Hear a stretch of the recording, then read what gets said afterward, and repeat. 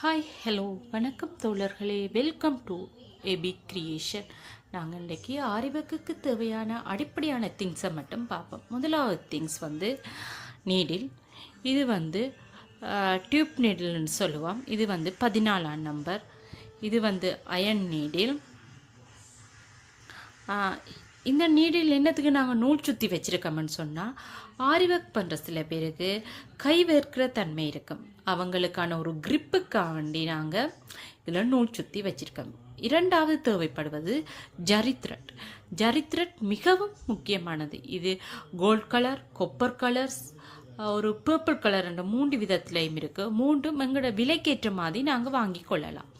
மற்றது silk thread. Silk thread double bell பிராண்டில் வாங்குறது மிகவும் நல்லது. இதுதான் கொஞ்சம் அறாத தன்மையாக காணப்படுது.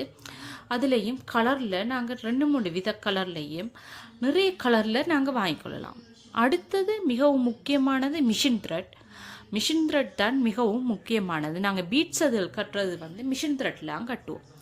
அடுத்தது குளோரியல். குளோரியல் என்று சொல்கிறது இது தொங்க விடுறதுக்காக வேண்டி, கைகள் வழியே தொங்க விடுறதுக்காக வேண்டி நாங்கள் இதை யூஸ் பண்ணோம். அதை நாங்கள் இதை ஜுவல் மேக்கிங்கும் இது தேவைப்படும், செய்து கொள்ளலாம்.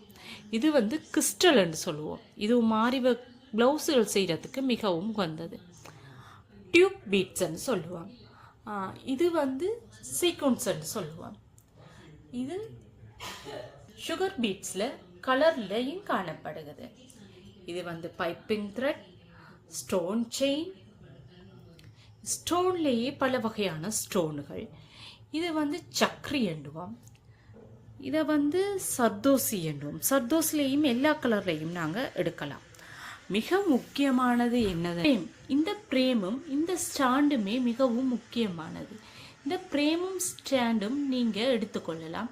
அப்படி ஸ்டாண்ட் எடுக்க கஷ்டமானாக்கள் பிரேமில் வச்சும் செய்து கொள்ளலாம். பிரேமில் வச்சும் ஃபிட் பண்ணி துணியை செய்து கொள்ளலாம். நன்றி, வணக்கம் தோழர்களே.